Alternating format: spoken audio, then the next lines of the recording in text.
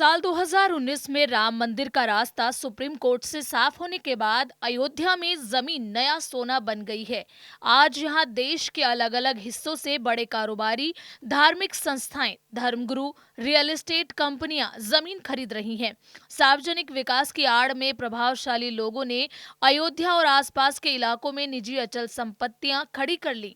सारे लोग यहीं के निवासी नहीं हैं, दूसरे जिलों, इलाकों और राज्यों से आकर लोगों ने यहां महंगी जमीन सस्ते सर्कल रेट पर खरीद ली।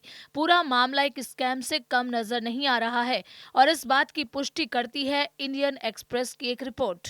इंडियन एक्सप्रेस की रिपोर्ट के मुताबिक सुप्रीम कोर्ट के फैसले के फौरन बाद और मार्च 2024 तक अयोध्या और आसपास के इलाकों में हुई जमीन की रजिस्ट्री की पड़ताल की। इससे पता चलता है कि अयोध्या और आसपास के जिलों में कम से कम 25 गांवों में भूमि लेन देन की संख्या में 30% तक बढ़ोतरी हुई है। गोंडा और बस्ती, जो मंदिर से करीब 15 किलोमीटर के दायरे में आते हैं, इनमें से कई जमीनों के सौदे विभिन्न पार्टियों के राजनेताओं और सरकारी अधिकारियों के परिवारों और करीब से जुड़े लोगों ने किए हैं।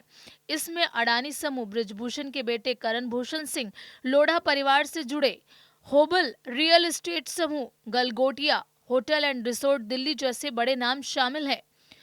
होबल ने तो जून 2023 और मार्च 2024 के बीच 105 करोड़ रुपए की जमीन मंदिर से लगभग 12 किलोमीटर दूर तिहुरा मांझा में खरीदी है। इस कंपनी के मालिक अभिनंदन मंगल प्रभात लोढ़ा हैं, जो महाराष्ट्र के मंत्री मंगल प्रभात लोढ़ा के बेटे और दिवंगत गुमनामल लोढ़ा के पोते हैं। गुमनामल लोढ़ा गुवाहाटी हाईकोर्ट के पूर्व चीफ जस्टिस और भाजपा सांसद रहे हैं।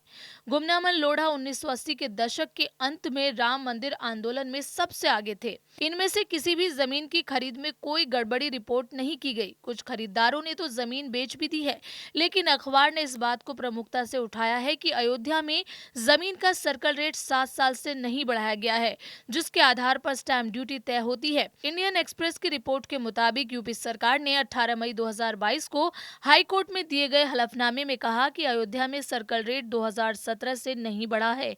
यूपी के आईजी रुपेश कुमार ने इंडियन एक्सप्रेस को बताया कि 2022 और 2023 में अयोध्या में सर्कल दरों को संशोधित करने का प्रस्ताव किया गया था, लेकिन सरकार ने इसकी अनुमति नहीं दी। वैसे अयोध्या ही नहीं, यूपी के 75 में से 54 जिलों में 2017 के बाद सर्किल रेट नहीं बदला है। जिलाधिकारी यानी डीएम सर्किल रेट की हर साल समीक्षा करते हैं। सर्किल रेट के आधार पर ही अधिग्रहण की स्थिति में सरकार मुआवजा देती है। यूपी सरकार ग्रामीण इलाकों में भूमि अधिग्रहण पर सर्किल रेट का 4 गुना और शहरी क्षेत्रों में 2 गुना मुआवजा देती है।